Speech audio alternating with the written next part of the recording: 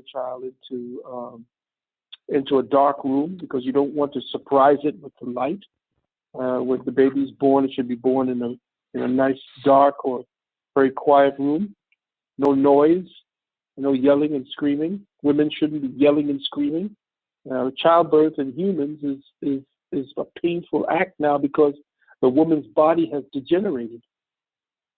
Every animal, every high mammal on this planet does not scream, yell, cuss at their husbands and so forth to have a baby. Only the human female goes through such torture to do something that's natural. Think about that. There's something going on where her womb has degenerated to that point. That's why, because she bleeds so much. The bleeding weakens the womb. It does not make her a woman. It does not make her stronger. She does not have the power over the man because she bleeds and so forth. That is a sickness that was inherited, just like we have a sickness as men that were inherited. So we are degenerated from what we were of the God stock. Okay? Female gods didn't bleed. Male gods did not go after sexuality to the point where they had no control over that. So there are things that we have inherited as our behaviorisms that are indicative of our degenerative process. After you had your sons, your children, boy children are different from girl children, and they have to be taught that. Do not fall for the nonsense that they're doing today with these 6 different, 10 different, 20 different, now up to 200 different genders. That is to confuse you. That is to allow for demonic spirits to participate in the human experience, the 5G and all the rest of these things, these energy patterns, this hyperdimensional frequencies that are allowing all these entities to enter in. That's what's happening right now. The fact that there's confusion about what you are is allowing the takeover of the human body, of the human species. So to teach that boy or your boys to be boys, you have to give them the right food. You have to be very careful about the types of foods that are dangerous to the endocrine system. The endocrine system is what keeps the polarities of the sexes intact. So there are foods that actually deal with attacking the estrogen receptor sites. Excuse me. The estrogen receptor sites in boys. Boys make estrogen too, but they create the estrogen as a means of getting the cells to stay healthy. Once the excess estrogen has been used, that is now filtered out by the liver properly. A strong liver helps to filter the excess estrogen that males have that keeps them males. In fact, everybody starts with testosterone, even women. Women create testosterone, and from the testosterone, they have a mechanism within their bodies that helps them through what is known as an aromatase process. The aromatase process converts the testosterone into pregnenolone and progesterone, and it is that segue, the aromatase segue, that allows for the testosterone to be converted into the 3 parts of what estrogen is comprised of: estrogen, estrone, and estradiol. These are the components that keep the feminine. That's why when women get older, you see them start growing the hair. It's because the aromatase process shuts down and they begin to become more masculine. We men, because of our testosterone and the attack against our masculinity, you begin to see the man boobs and all the things that begin to cause us to have shrinkage of the penis and so forth. You don't want that to happen to your sons. You do not want that to happen to your sons. So you have to deal with a combination of foods that deal with bringing their yang. Guiding the male is different than actually raising a female. Males are more extroverted in their learning process. You cannot sit them down and just get them to sit like girls do, because girls are more communicative. They're more into participating, more into social cues. Boys have to be active to accomplish something. You have to give them something to accomplish. You have to keep them busy at accomplishing things so that at the end of their endeavors, they are satisfied that they did it. They're very curious when it comes. Boys are curious, and I don't have to tell you as a young man, boys are very curious about things and how they work. Give them tasks that challenge them to use their imagination about problem solving. Boys, men, are grown or have a natural tendency towards problem solving if they're raised correct. We are the problem solvers. Women are the problem staters. Women state problems. Listen, I need more diapers. I need this thing to work. This thing broke, get it fixed. I need the money right now. So they're right now. You're the one who thinks about the future. She thinks about right now and what's necessary. So women state problems, men solve them. And if you can't solve problems, women don't want you. If you don't look like you have the imagination that you want to lead, women deal with leaders. Train your boys to become a leader, not to be belligerent, but teach them first and foremost how to fight, because they must understand combat. All boys know about combat and they want combat. That's how you shape men. Get them into an organized sport, which is what the feminists want to do now. They want to do everything we do, and they want to push girls into doing what boys do so that boys who want to be there can't be because there's a quota. It has to be the same amount of boys that participate in sports as the same amount of girls. And we find that because the girls don't participate and because only a few boys can participate, so that has cut down on the rites of passage that young boys need when they get into group sports or things that deal with young men working together. So give them goals to accomplish, teach them mathematics, teach them how to another language, at least 2 or 3 languages. Get Kiswahili first, and then Greek. And people say, well, wow, Dr. B, why Greek? Well, the European has hid all of his secrets in Greek. Most of the language that you're talking right now, as far as the English language, if you go into the dictionary, you see that you see where the words come from. You see Greek, Old English, and Latin. So once you teach your children, and this is the things that they don't give us in school, they don't offer it to us in the black schools, these are the things that unravel and decode the way the European mind thinks. Once you get that understanding and you go into that, that's where metaphysics comes from. The word meta meaning beyond and physics meaning that which is what can access by the senses. So I called it not metaphysics, I put the KE in front of it and reclaimed what we gave to the Greeks by chemetaphysics. So I remember, my rambling and so forth, starting you from the time that you get your body correct and purify your body to plant your seed, to teach and to be there with your queen as she's there. It's not really good for the men to be in the same room with women when they do it. That's a female thing. When she's doing her thing with her doula and the girls, the women that are around her, there's a old saying that when men are in there, that because women are magnetic at that very time, it saps them, and usually men, which is a good thing, they say, during the time of childbirth, they lose the impetus for sex. And a lot of times, when it tends to make men impotent after they've seen the size of that vagina open up to be a whole human body out of it. It kind of takes your ego down. Say, well, what am I going to do next, after this? But anyway, the main thing is that that's a very private thing for the women. That's what gives them their power.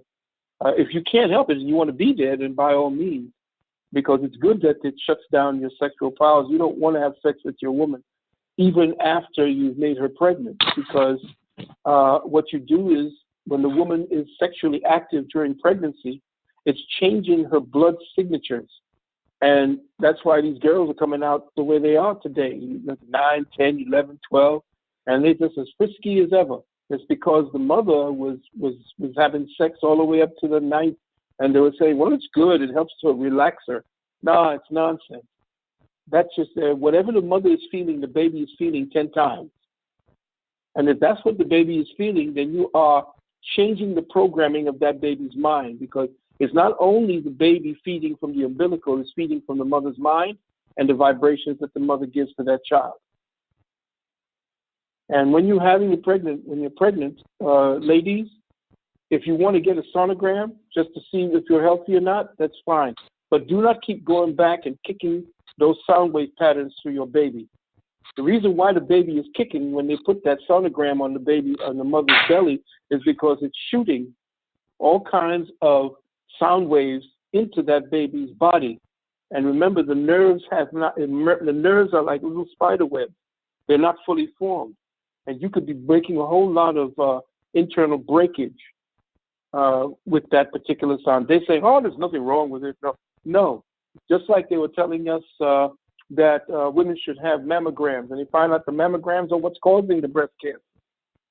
So don't subject, if you're going to have another child, don't subject your child to that. After the first one, maybe, or the second one, then fine. But all the way up to 6 and 7 to see the baby go, oh, look, it's a cute baby. Nah, it's ridiculous. Next question. Question. During that state, should you play the F sharp or the 432 frequency, which they say some of those frequencies help to produce and enhance DNA? The best thing to play, and everybody say, well, what frequency should I play? Get Beethoven. Okay. Get Beethoven, Bach, and what's his name? No Hendrix. I forgot. No, not until after. I know because I had this brother that was telling me that Hendrix was on the 432. I was doing a study this week on the 432 opposed to the 440, and it was deep because of how the 440 is built into the spiral. You know how things have the spiral, but they all add up to 9.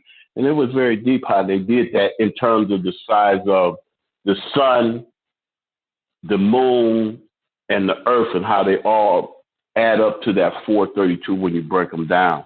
And so I was just wondering, like, while the baby is actually in water, should we play it? And then also, Dr. Valentine, can we program a certain type of DNA to come out of our child, or is it based on the marriage between the mother and father's DNA? Well, if you want to talk about frequency, you will see, well, I would say that the healthy frequency for you is about 62 hertz, 68 hertz. As far as the food is concerned, I teach a class in metaphysical psychology. I used to teach it back in New York, where we used to use the pendulum.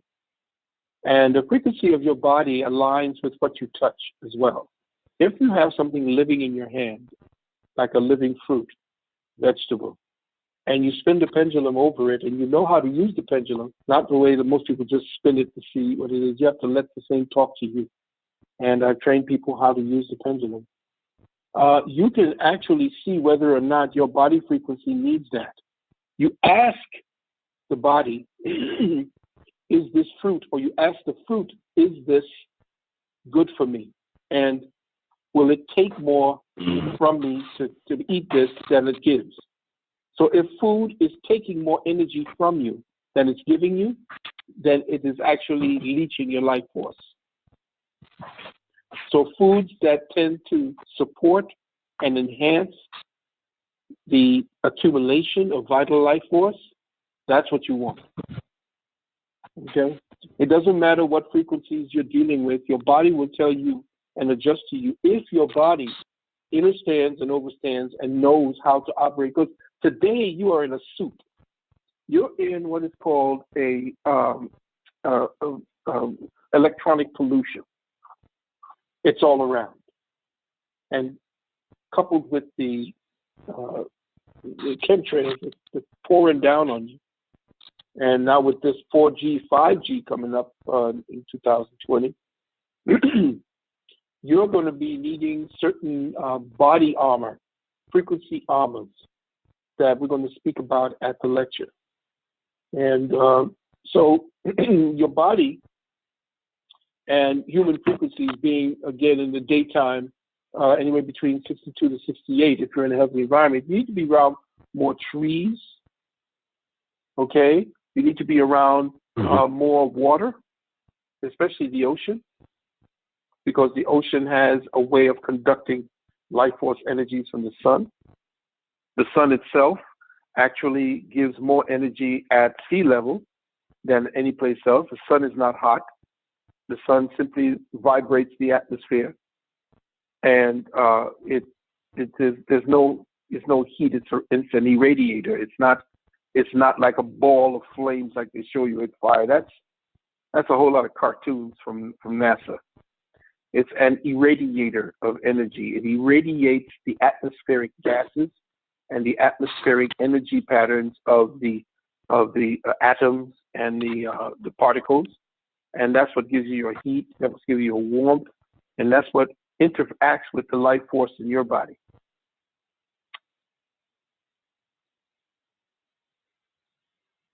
Powerful. Let's say, like with me, my primary spiritual gift is I have vision. Can we develop that in a child, or do we just learn what they have and then try to make them feel good about that? The old folks used to know exactly who it was you were from a long time ago. And they used to look at the child and say, oh, he came back. Oh, we know who that is. And what I would say to you is to watch the child. The child is coming back with latent information from previous lives, from previous incarnations. And that child is essentially an offshoot of your own family's intergenerational consciousness. There are intergenerational consciousness that actually is a pattern, say from one generation to the next. And you could be locked into that intergenerational pattern and keep incarnating in that pattern. So a lot of times you may say, oh, well, that's that person. Oh, I remember great grandpa used to have that same bone. And that's it. So when you're coming back, you have a packet of downloads from previous incarnations. And can I ask something, Dr. Valentine? Stay there. I just want to add one thing to that. You know, would you add that generational curse piece into that? Because I believe if you got DNA, then it can't be a generational curse. But like what you're saying, there's certain things that be handed down.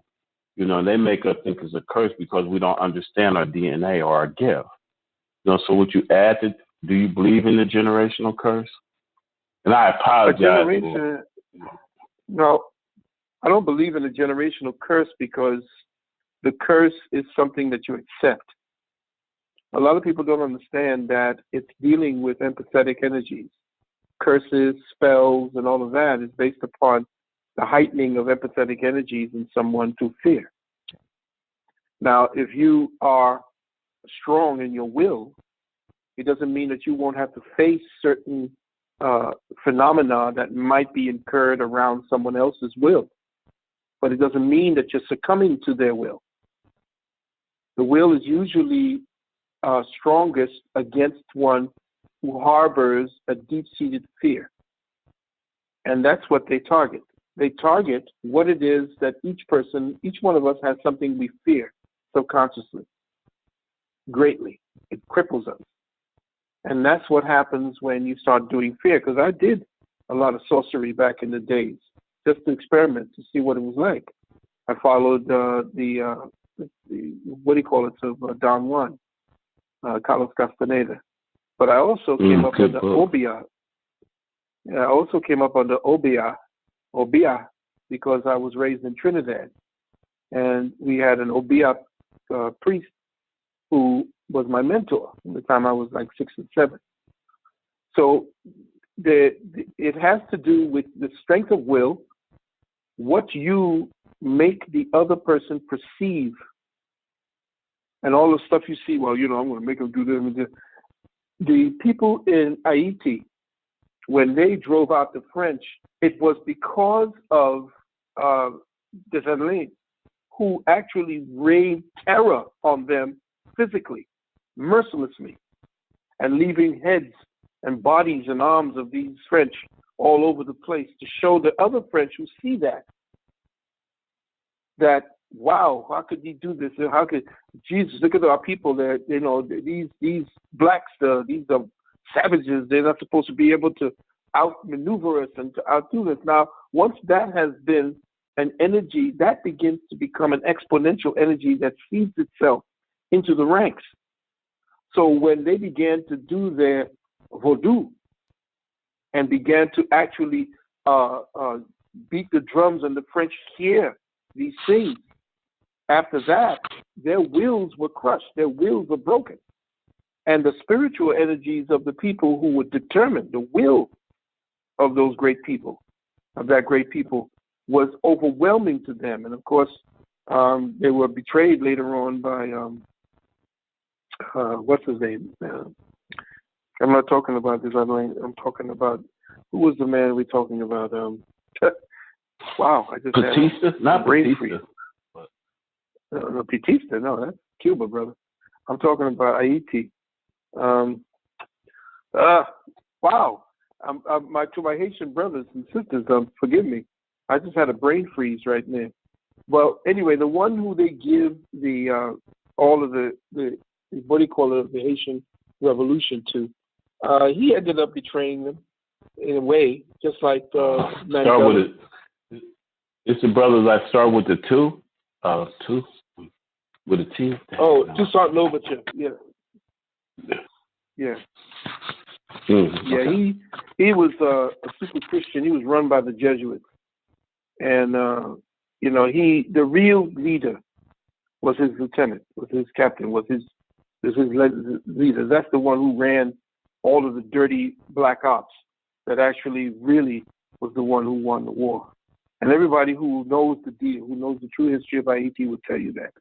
But I don't want to go into that because I was told that from an elder Haitian woman who told me what the real deal was around the Haitian Revolution. Let's see.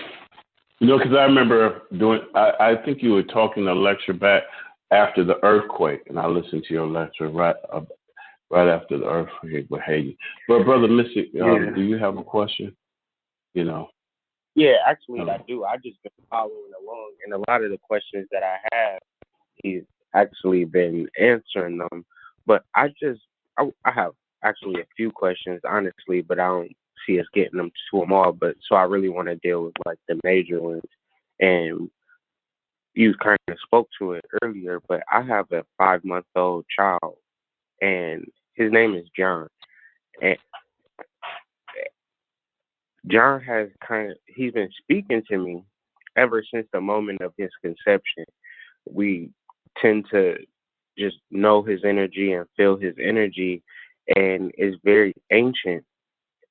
But it's a real thing. So my question is, how do I balance that with the reality that this is my son, but he's actually transferring to me ancient information that's based upon ancestry, family lineages all over the planet, and then the energy the messages that I get, we've then verified whether through family lineages.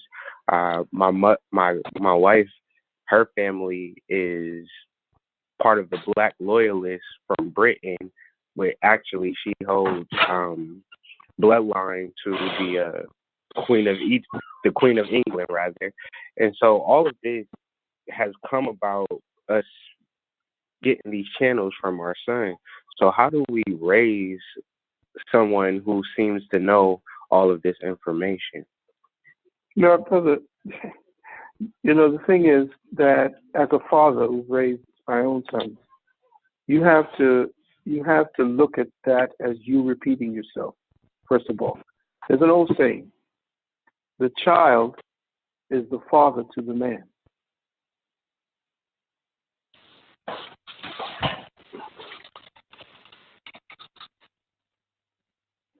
Now, I've got to sit to marinate with that phrase. Why would I say that?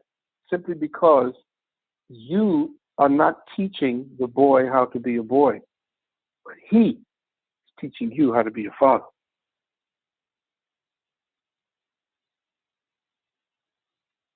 Mm-hmm. Therefore, he is leading you to dig deep to find him, because he's telling you, he's giving you signals, he's giving you cues. As far as him getting into your head, he'll always be in your head because you're a father. And he'll always be in your mother's head because she's there. And in fact, the very fact that she had a son means that 99, 44, 100% of the time, she will not acquire Alzheimer's. Why? Because during the gestational period of a boy, he secretes an enzyme, the masculine does, that prevents the mother from getting Alzheimer's if the mother stays healthy. So yeah, what feminists keep talking about as far as the male being a deficient this and these other male feminists telling you that the woman is the first and she's superior and all this crap. No. Nobody came first, nobody came second, they all came at the same time. And when we talk about Adam and Eve, don't go for that okie doke. Atom and the cycling negative electron is Eve. So understand and overstand that there was never a time that man, M-A-N, and if you want to get back to the Hebrew language, what they call the Kabbalah, Kabbalistic gematria, M-A-N, M is Mem, which is the mother energy, which is an M. It's actually a wave pattern. A, if you look at the capital A, is Aleph, which means the masculine, which is the center and the invisible component in the material world, and Nun, which means the fish, or that which is emanating from the both coming together. And if you put them all in capital letters, you'll see it's nothing more than up and down sequence of a waveform. So man, Mem Alph Nun, actually starts with mother, father, son, and that's what the first triumvirate was. So your son is essentially there repeating what it is that you and his mother are actually coming together to give life to. He is an individual unto himself who will have traits from you, who will have learned the stronger and higher points from you, but he will want to learn and he will necessarily need to learn what it is to be him. And everything you see him do right now is based upon what's forming. His imagination, especially if it isn't tainted with Pokemon, his imagination is the field of operation for him self-discovering. Imagination has been compromised. Children's imaginations have been colonized by Disney and all the rest of this crap and video games. Before, when they used to have nothing, the most imaginative and the most creative generations have gone. Why? Because we didn't have all of this crap to distract us. We had to go inside and invent things, do things. I had to, back in Trinidad when I was growing up, I had to create boats after the rainfall, because when the water was going down, I could float my boat that I create on sticks and paper and oil and everything. And then I had a wheel. We had pieces of wood. I used to be there where they used to make the steel pans. Listen, when you were doing